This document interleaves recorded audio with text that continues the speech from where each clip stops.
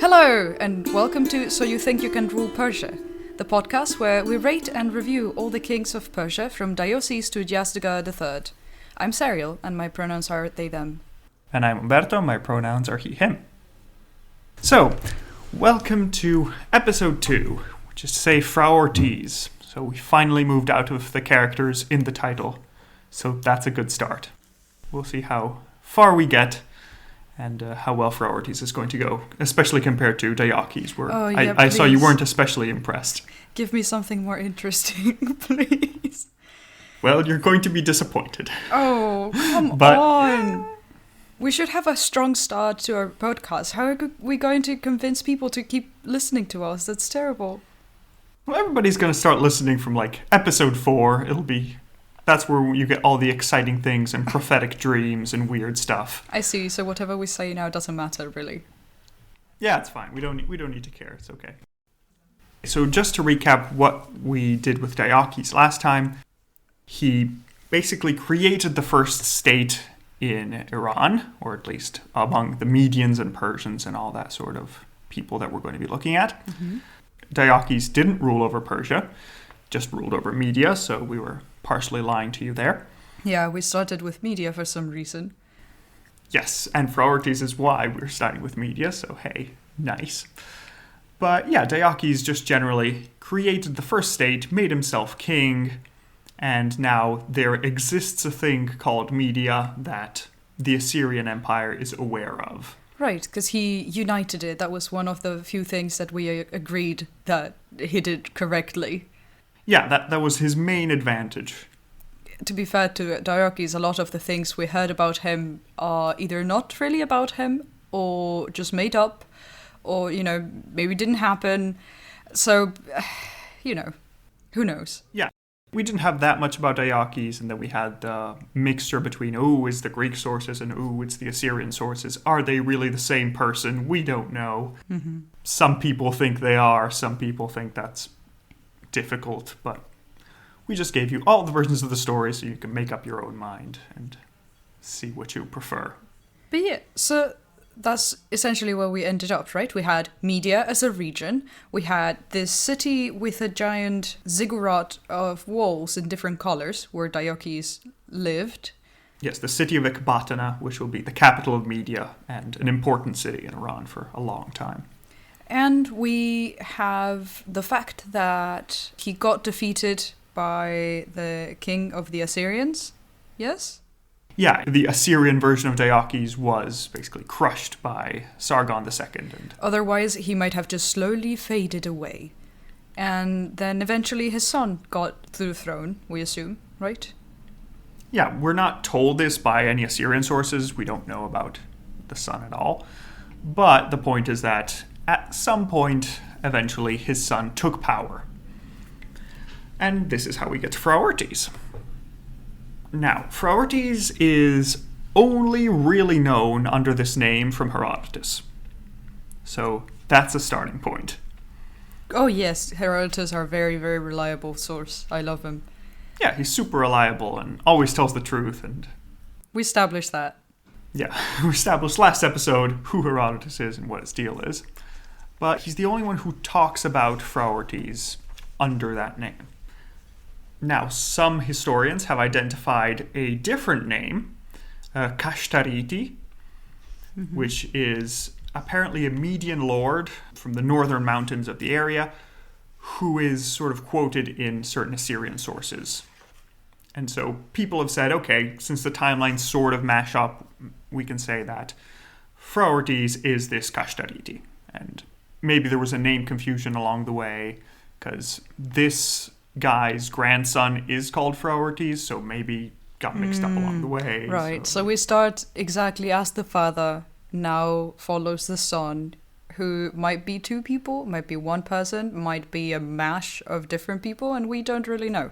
Great. Yes, but the good thing is that he's going to be our last one for a while where we're not sure who he is. Oh, so, interesting. And then we actually get more reliable sources? Yeah, next episode we will sort of emerge more into established history, where you'll see why, but Media is going to become more popular on the world stage. Okay, I'm excited. Let's get onto it. Yes. So, who is this Kashtariti? Let's start from that direction.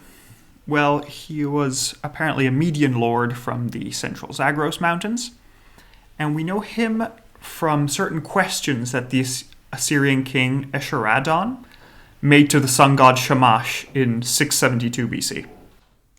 So we have these votive tablets that were left behind. We've managed to dig them up, and they contain information about this Assyrian king asking the god if Kashtariti is going to be hostile to him, and if his allies are going to conquer certain cities in the area.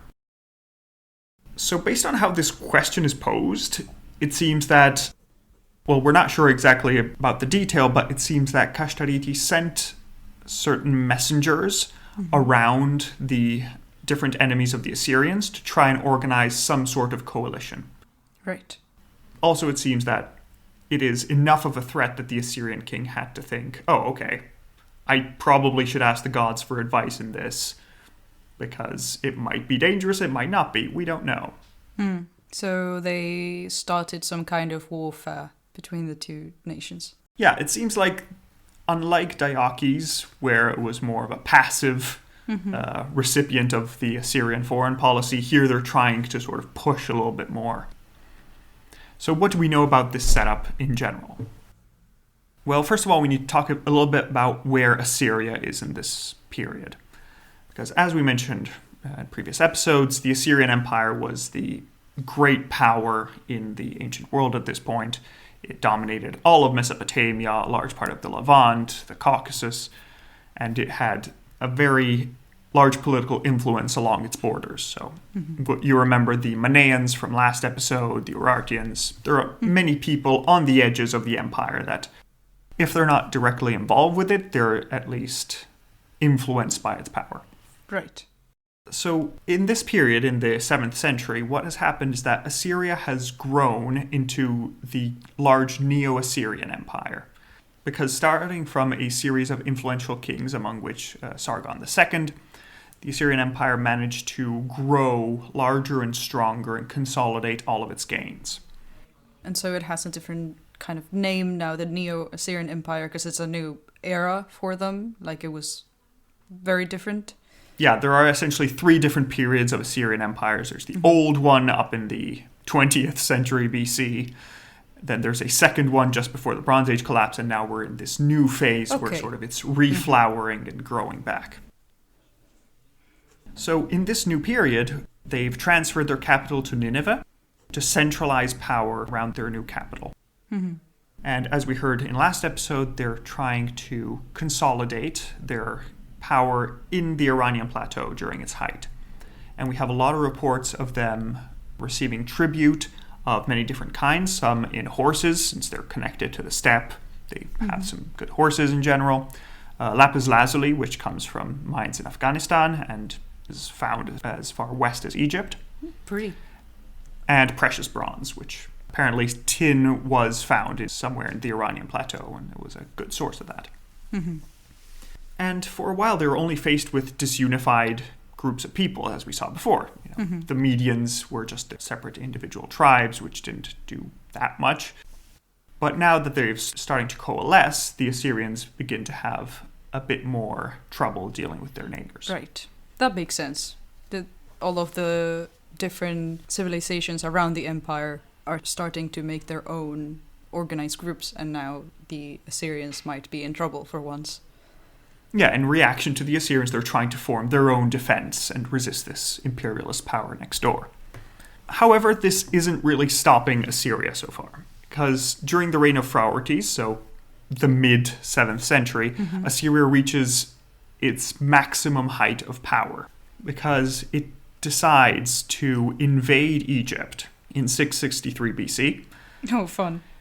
And it is the first time that Egypt has become just a part of another empire. Oh, wow. So they conquered Egypt, essentially. Yes, they managed to take Egypt very rapidly.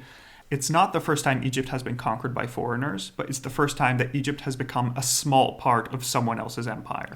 I see. Okay. Because we did have kings come, for example, from Libya or Nubia from the south, take over Egypt, but then Egypt was the jewel in the crown. You put the king who comes from a different civilization, so you essentially just take the government. Yeah, it's basically this new foreign king coming in and saying, I am now king of Egypt. Right. And that's what makes me important. In this case, it's Assyria saying, I now own Egypt. It's a part of me. We are better than you. This king means nothing. We actually control what is going to be done here. But not from the crown, just from our own, empire. Interesting.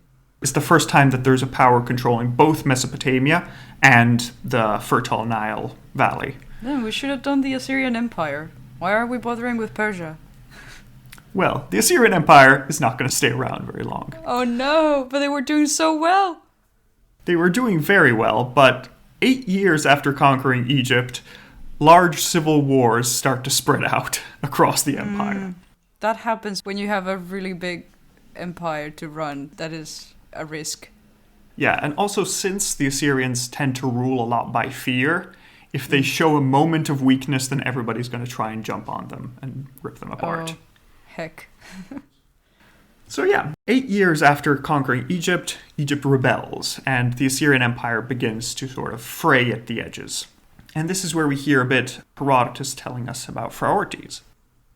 Because Phraortes doesn't seem content to just rule the Medes. Instead, he is the first king to attack Persia and make them into his subjects. So now Phraortes is actually ruling Persia. Okay, and who is Persia right now if Phraortes is coming from the Medians and the Assyrians are a completely different empire? Just as a refreshment. Yeah, Persia right now, it's sort of doing a parallel thing to Media. It was also in the path of consolidating and making its own. So also a lot of different kingdom. tribes that got together into a small... Yeah, it was going through a very similar process, but Persia is now being governed by a family called the Achaemenids, who are going to be important later on. Right now, they're ruled either by Cyrus the First or Cambyses the First. It's a bit unclear, but... Guess we'll find out. Yeah, you'll find out later on. But the point is that now Phraortes has managed to unite most of the eastern border of the Assyrian Empire into one entity. Okay. Herodotus also mentions that he subdued multiple nations in Asia without mentioning which nations. Oh, fun. But, it could be something, Thank you, Herodotus. whatever. I thought if you're writing a history, you should, give some details, because it might be important. But I guess it wasn't important. Yeah, I guess. I mean, in fairness to Herodotus, everybody who knew about this was dead, so he had trouble asking around about this. But yay, Phraortes, now we're finally in Persia. Yes, he does rule Persia at last, and, extrapolating from Herodotus, we can assume that roughly all these people are coagulating into something that is a united front against Assyria.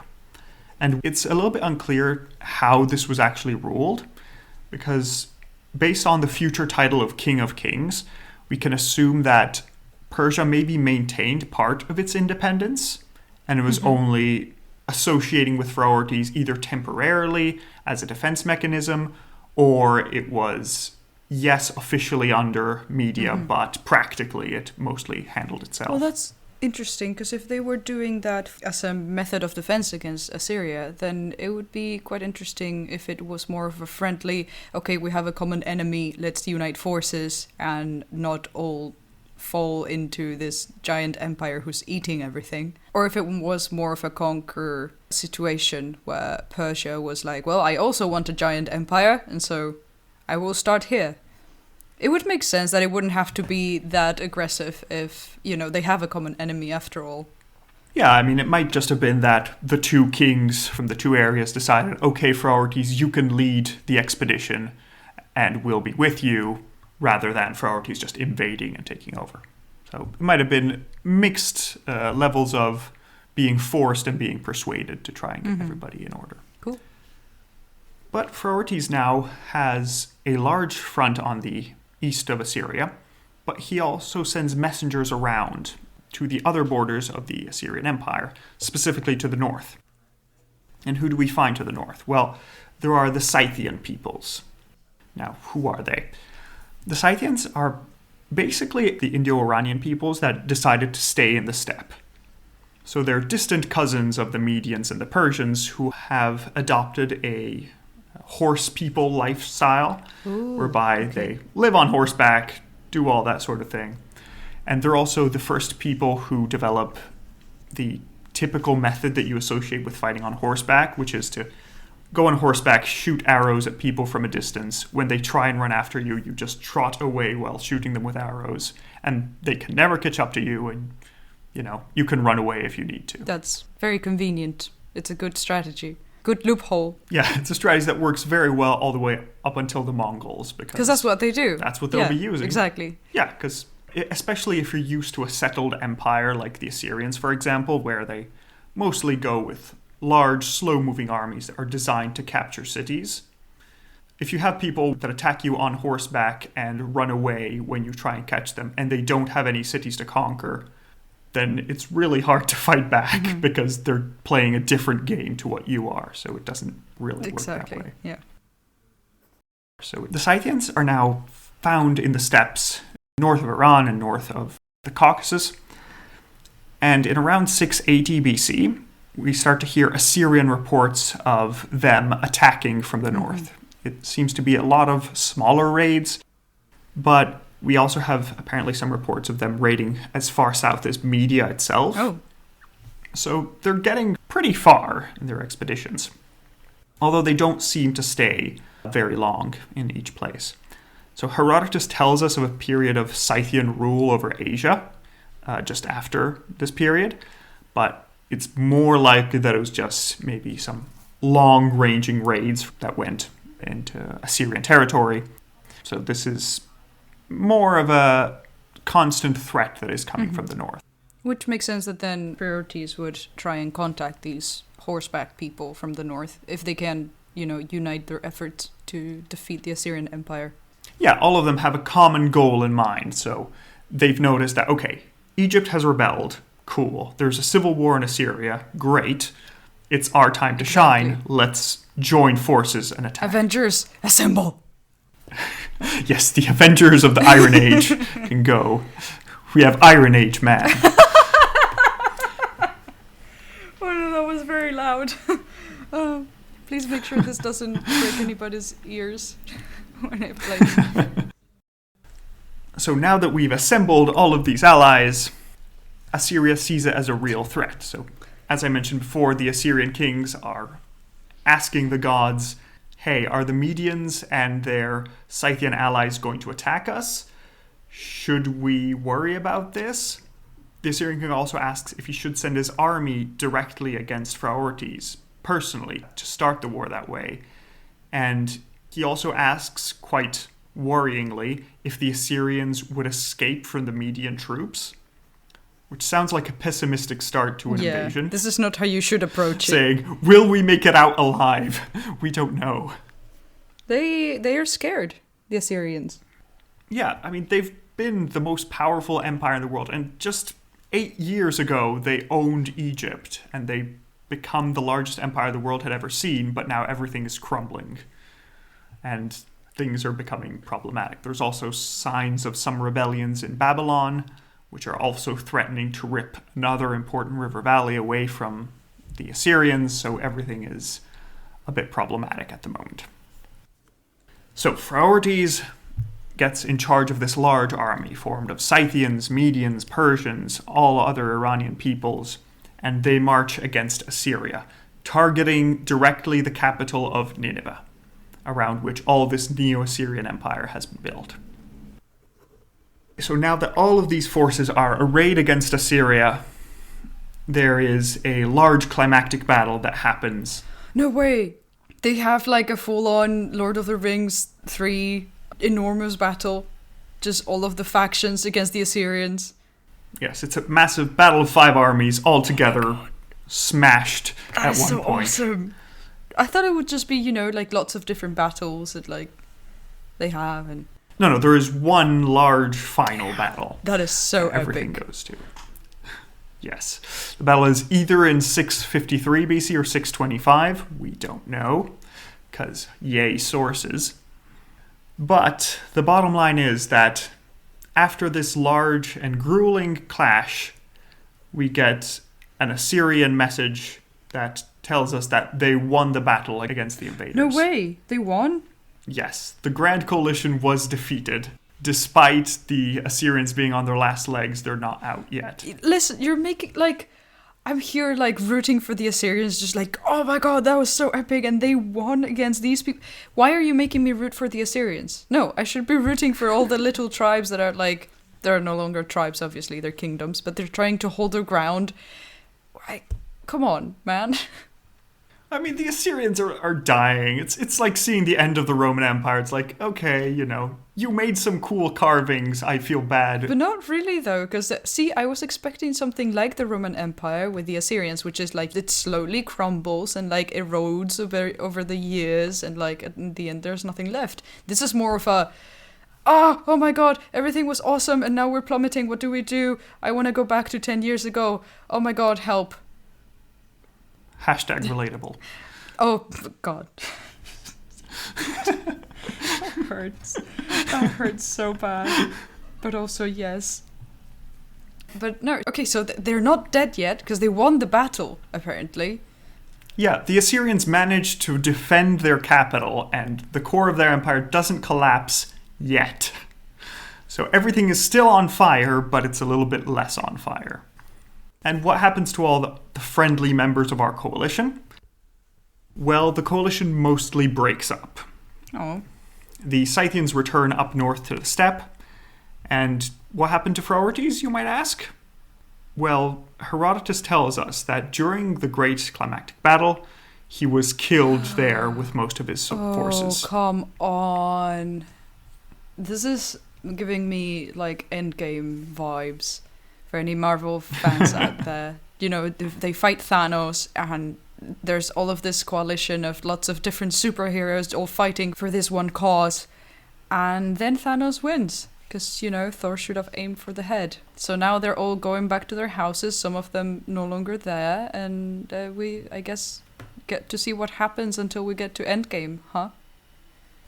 Yeah, spoilers, the Assyrian Empire isn't still around, so something is going to happen to it. But, oh, wait, but they won. So why is the Assyrian... I mean, it isn't around in the modern day. Oh, okay. I was so confused for a moment. So we are in the Infinity War of the franchise. Of Assyrians versus everyone else. Yes, the credits are rolling. And in the end credits scene, we see a young prince, son of Phraortes, called Cyaxares. And he has a look in his eye, and he swears revenge. That one day he'll be back. This is so good. Actually, I'm a fan. I love this. But I'm really sad that Phraortes died. So, do we have more information about what he did during his reign? No, unfortunately, that's it. Because all of this that I told you is about, like, a small paragraph in Herodotus. But how are we going to rank Phraortes? He did some things. We have some ideas. I mean, we know this one battle, but and leading up to it, and then that was it. Okay. I mean, okay. Yeah, I told you, this wasn't going to be the most impressive episode, but next episode, Cyaxares, tune in. It's going to be a lot more stuff, this thankfully. Sounds very interesting. We get to talk astronomy and things. Ooh, so I'm excited. Look forward to that. Okay. So let's see. How did the Assyrians get destroyed eventually? We'll find out next episode. Oh, they don't live very long. So this is a very short episode. Okay. This is a very short episode. This is one of the shortest episodes because, yeah, it was a bit of a struggle, but at least you have an idea of what's happening around the world.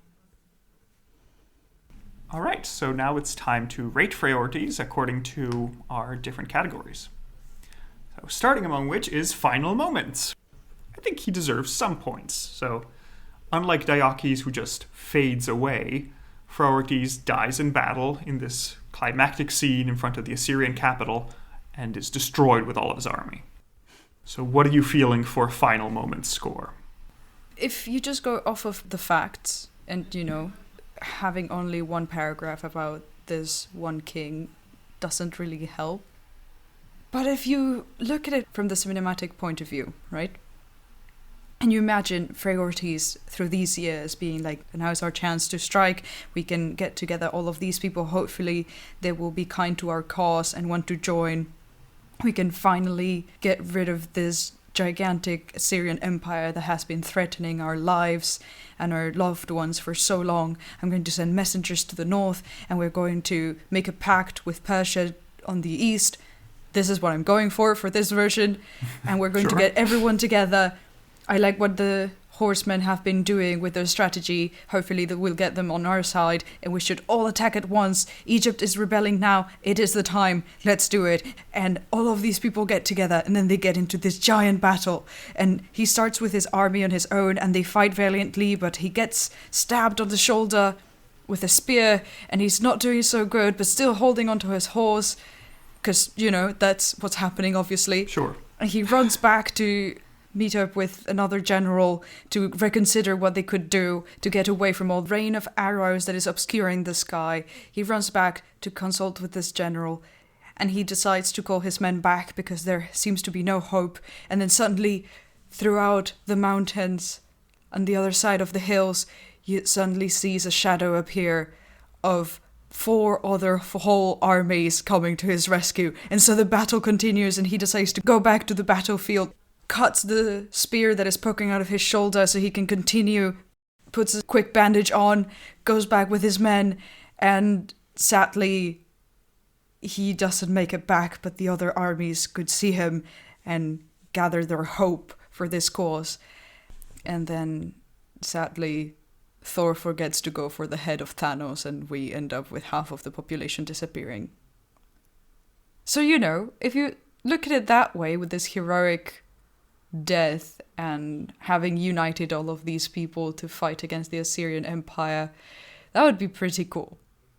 Yeah, unfortunately 2,700 years of history have eroded all of this story into, he died in battle. He is, oh no, I've just realized which one of the Avengers he is. Who is he? He's the Vision. Oh no. He's the honey. Vision, and I get to see him die yet once again because Marvel hates me. So sad. Whatever did I do to you, Marvel? Anyway. So how would you rate his death out of 10? How impressed are you by it? I really like my cinematic versions. I would say like a 6. But it's in the end, it's just, he died in battle. And we don't really have much detail. Yeah, but I guess you can include in the context the fact that, yes, there's this whole assembly of armies, and there's this... He died in that battle. Yeah, that's in pretty that cool. particular giant, cinematic, incredible battle of 5 armies. Like, yeah, it's pretty cool. Come on. You can consider that. So, yeah, I'd say a 6. So a 6, I'm, what am I going for? I'd say maybe more of a 4. That's my vibe, mostly because the lack of detail. If we had more information, then yes, I would match you, but with everything that we have, I'd say, it's interesting that you died in battle and it was a whole cool effort, but No, they still lost, and we still didn't have much detail. But I think that's excellent, because then we average out to a 5. Yeah, that sounds perfect. Okay, so in total, final moments, 5 out of 10. Next category is battle hardness, where I think you're going to be favorable here. Oh yeah, let's go. So what did he do in battle hardness? We have a few things to look into. So first of all, he maybe conquered Persia. Either he conquered Persia through the sword or through diplomacy. Depends how convinced you are that he would have done one or the other. And then he personally went into battle against the Assyrians, and so personally that he died in battle. Sadly, yes. As a minus for battle hardness, he lost conquering yes. Assyria. But again, still, he did win in the whole Persia department. So what are you feeling here? It is true. So for once, most importantly for this podcast and not being sued by false advertisement, he conquered Persia. Either he had, a bit of an agreement with them, or he conquered them. But now, it's the Persian Empire. Also, he managed to put all these people together and was part of organizing one of the biggest battles in this time of history, I assume. against the biggest empire that was around at the time. So that's really cool. Again, we'll probably change a lot of these rankings once we have like 10 episodes and actual data to go off of. But this was very fun. I had a lot of fun like listening to this story. So I would go for like probably 7. He did good. 7? Okay. I don't know if he conquered Persia or if he like decided to have an agreement. But still, like putting together this battle, even though he lost, well, maybe a 6, because he did lose the battle. Yeah, that's kind of the thing, because it's nice. There's this whole build-up, and, if you were writing a story, it would be cool if it finally defeats the Assyrian Empire at the end, but unfortunately, the script writers decided go back not. to my reaction when you said the Assyrians win. I was like, yeah, wait, what? They did? Yeah, it's all building up, but unfortunately, no. So you're saying 6? Yeah. Yeah, I think it depends if we think he conquered Persia or not. I feel like he didn't. I feel like he went more the diplomatic side, especially since Media and Persia are like roughly the same size, and you could assume that he probably didn't go into battles for it. He didn't like violently. Yeah, I feel like maybe like a small display thing, but nothing huge. I'm still a bit lower than you. I'm like somewhere between a 4 and a 5. That's fair. I will not change my answer, though. You know what? I think I'm just going to go with a 4 because he's defeated again. So it's going to be another 4 and 6. Yes.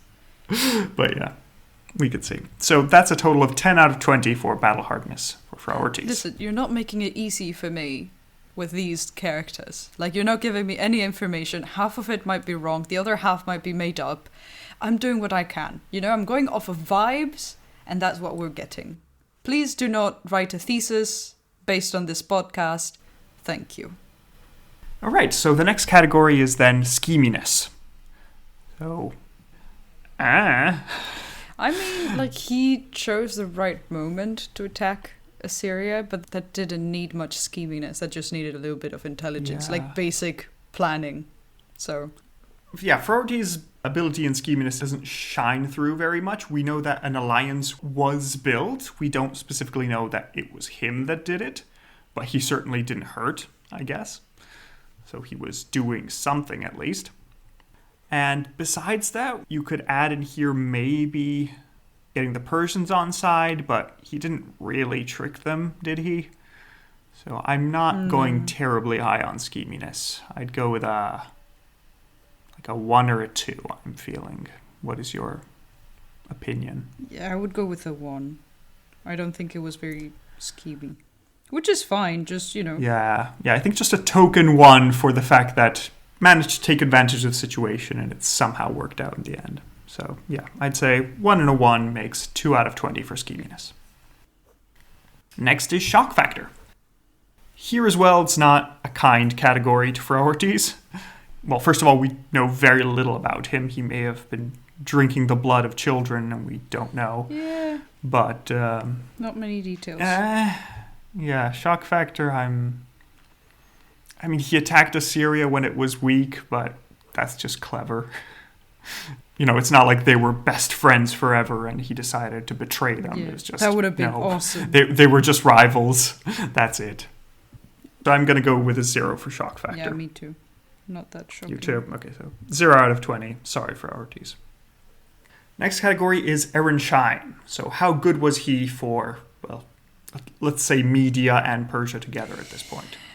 Did he do a good job? He got some friends.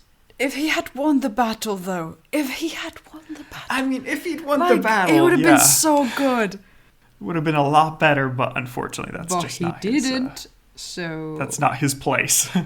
I guess he was fine. Yeah, I mean, Ehrenschein, on the upside, he managed to sort of unite Media and Persia, depending on more or less temporarily, either for an alliance or into an actual state. And then beyond that, he managed to form a large enough and threatening enough force that the Assyrians were concerned. That's relatively impressive. But besides that, we don't really get any reports of city building or of, road networks or trade especially. It all seems very war-focused. He doesn't do anything too fantastic. And he dies in battle. Yeah. And mild spoilers for the next episode, but when your king dies in battle, that doesn't work great for the stability of your empire. Yeah, suddenly you need, a replacement. Yeah, you need a replacement, and probably you didn't expect to die in battle, so the replacement wasn't appropriately prepared, so it's a bit of a mess. So Ehrenstein, I'm going to say... I'd say like a 3. I'd say 2 for adding Persia to the team, and 1 for beefing up and being threatening. If you put it that way, I guess that makes sense. I'll go for a 2 as well. Go for a 2. Not as impressed. Okay. You're more impressed with the fighting, less with the... Well, we don't else. really know, right? Like, we don't really know what... True. We don't really have much else information, but... So that's a 5 out of 20 for Ehrenstein for our Phraortes.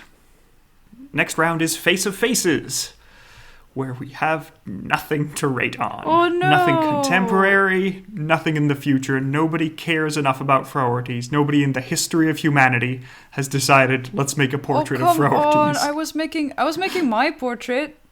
Then yours will be the first portrait on record of Phraortes, because nobody else worried enough. No pressure. Yeah, it's fine. This is just going to be the official one that you get when you Google Phraortes. No! Oh, God. It's not that good.